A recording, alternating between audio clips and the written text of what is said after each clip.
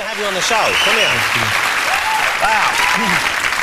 I'm very excited to meet you, sir. Oh, man, I'm excited about being here. And let me ask you now, 50 Cent is your kind of chosen performing name. Yes. Is it not? 50 Cent. And I've heard people say Fiddy. Yeah, they Cent. call me Fiddy. What is that? That's just their way of shortening it? Yeah, they just shorten it up. They do whatever they want. 50 Cent. Well, you seem very easygoing about that. Absolutely, you know. Because my name's Jonathan. I don't like if people call me John. John? No, I don't like it. John? I don't like it. John? Stop it. I don't like John John. John John? You know? I don't know Wassy. You're very wise not to go there. Your real name, though, is it Curtis? Curtis. See, Curtis is Curtis Jackson. That's a hip name. That's a cool-sounding name. Curtis is a nice... It's really Curtis. Curtis. You think it's too nice for you? Well, you know, I mean, with the music, the lyrical content would match. Yeah, it's sort of hard-edged stuff. Yeah. Could you not record a nice album under the name of Curtis, then? Yeah, I put out a nice one. Could do have two separate careers? We could, you know, we could do a group, Curtis and John. That would be good. That would do it. I like the sound of that. And we could do old school stuff like Teddy Prendergast used to. We can go, come on with me. How about the whole town's laughing at us. Yes. We missed the bus. Don't you dare cuss. Should I call you 50 Cent or Mr. 50 Cent? What do you normally like? Or you 50? Can call me 50 Cent, whatever you there want you to go. call me. Look, this is some serious, is this real jewellery? Yeah, this is new stuff. And this must be very expensive, I imagine. Yeah, you know, I don't get a chance to do anything. Like, I've been on the road so much since my album came out. I've been touring constantly, so well, actually, I was on the Rock the Mic tour with Jay-Z, Busta Rhymes. That watch is incredible. So it's a diamond-encrusted watch. Yeah. That's the kind of thing you normally... When I was growing up, you only saw stuff like that in pirates' treasure chests. That's incredible. This is your second album, I believe, is that yes, right? My first, it's called actually. Get Rich or Die Trying, 50 Cent. It's sold so far 8 million copies. Yeah. That's phenomenal. That's great. Wow, and you've just won loads more awards. This week you won some over in Monte Carlo, I believe. Yeah, in the World Music Awards. And you won some at the MOBO. Yeah, I won 3 MOBO Awards. I'm excited. This year has definitely been my year. Wow, what a movie your life would make. Tell us a bit, I mean, tell us as much as you care to about your life, but I mean, your background is quite exceptional, isn't it? That's cool. My mother passed when I was like 8 years old. I went to live with my grandparents. And she had me when she was 15, so, you know, back then it wasn't as common as the young girls have children at 15, a little more now than they did then. So at that point, she started hustling to be able to provide for me at that point. And she got killed when I was like 8 years old. So when you say hustling, she was involved with what? She was... Yeah, selling drugs. Selling drugs? Yeah. Okay, and she was killed as a result of that? Yeah. Okay. And you were just 8, so you went to live with your grandmother? Yeah, my grandmother. What part of the United States are we talking about? Queens, Jamaica, Queens. So that's near New York. That's one of the suburbs of New York, which I imagine is a tough area, despite the fact that it's called Queens, which makes it sound kind of friendly. Yeah. And so you live with your grandmother then, but you got involved in selling drugs as well, didn't you? Yeah. Like, my grandparents grew up in a time where their kids' shoes cost $10.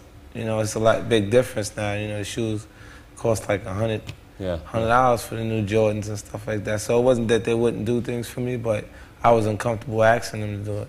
So I asked the people that I felt had it to give.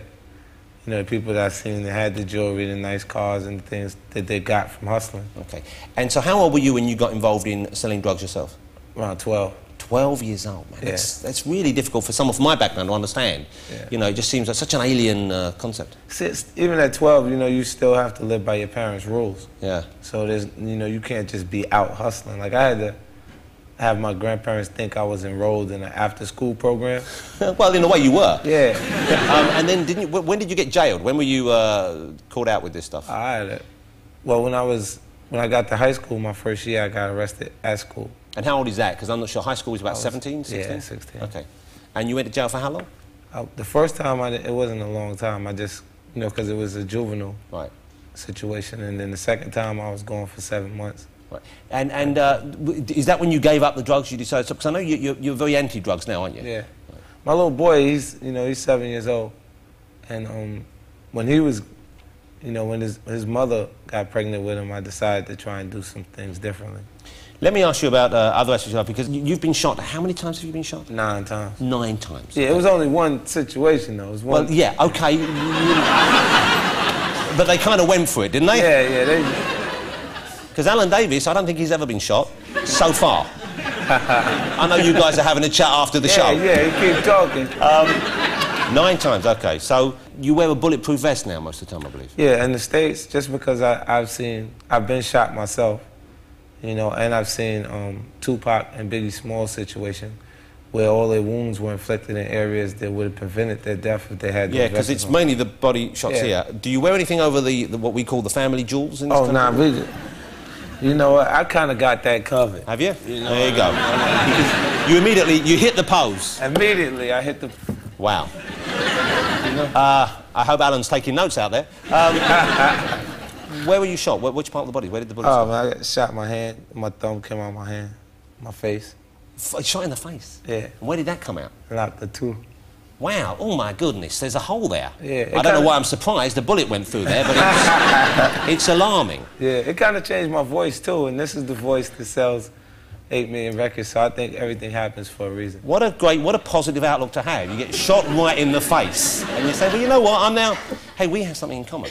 Yeah. I have a slight speech impediment, you won't have noticed it. It's barely recognizable. You have a W. Yeah, that's right. A what? Don't start now. But you know, mine came about, it's a different story, but it's similar. When I was at school, in infant school, there was a rope ladder that we used in PE. And it was tied up when we weren't using it, because that was the assembly hall, you know, the kind of thing. But it was not tied securely. No.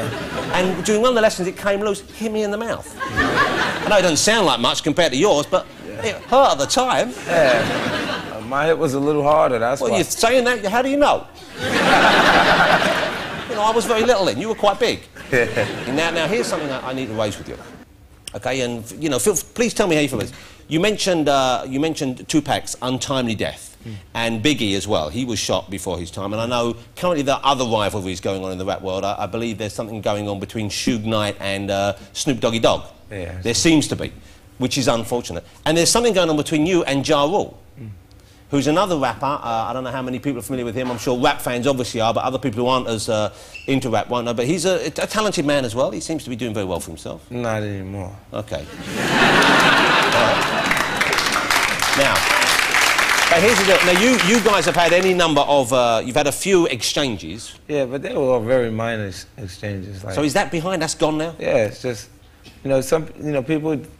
Like, without even sharing conversation or knowing each other, people can grow a dislike into each other. You know, and hip-hop is very competitive.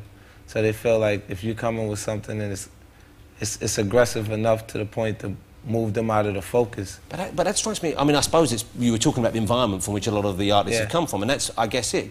But it just strikes me as being, well, on one hand, you know, we never had this before. I don't remember the Eagles trying to take Cat Stevens out of the picture. Just for example, but, you know. Say you were cross with me, right? Heaven forfend. And it was entirely your fault, OK? Which it probably would be, let's face it. I apologise. No, but I would apologise to you. I would say, you know what, because I would be worried and I wouldn't want that hanging over me. In the time to just go, you know what, it's only music. Yeah, I think the press is expanding that. So it's not that big a deal? No. OK, so you want to say sorry to Ja Rule? Nah. You're stubborn.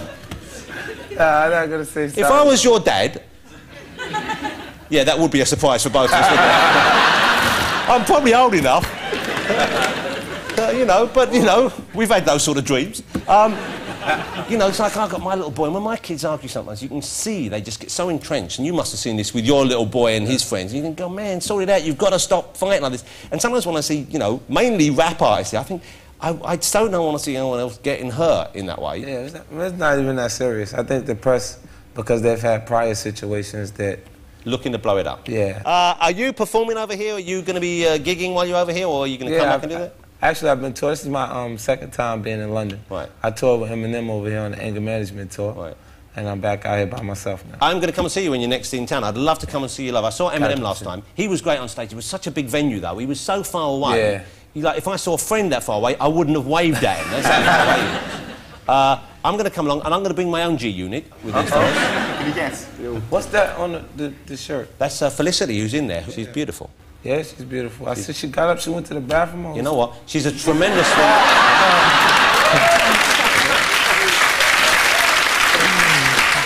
I'm afraid I have first call, if you don't mind.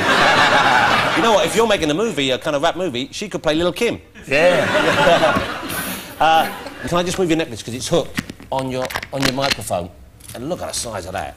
Wow, pure zirconia.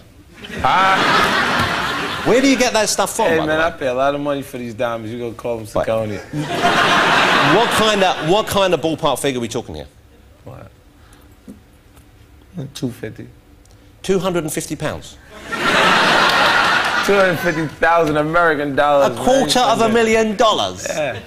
I got a watch that Em and Dre bought me when I turned in my album. Wow. As a gift, it cost about $700,000. Well, I guess they know they're going to make that kind of money back. Yeah, yeah, they made it back big time already. There's serious money to be made in this business. I want some more gifts after all this money I made. Let me just ask you, when you go through an airport, here's something I want to ask you. With that amount of money, do you put it in the same little tray we put our stuff in, and then just it disappears? Yeah, the same tray, but I run what if it didn't come out the other side? What do you? And I'll be waiting for it. You'll be reaching in there, imagine, aren't you? Yeah. You pass it through with one hand and get it out with the other. I'll make sure we get it. A real pleasure to meet you. Thank you so much for coming on. And here's the good news. 50 is going to perform with G-Unit, I guess. Yeah. Going to perform a new single, P.I.M.P. at the end of the show. We look forward to it. Thank you so much for coming on. A pleasure to meet you. Thank you for coming on.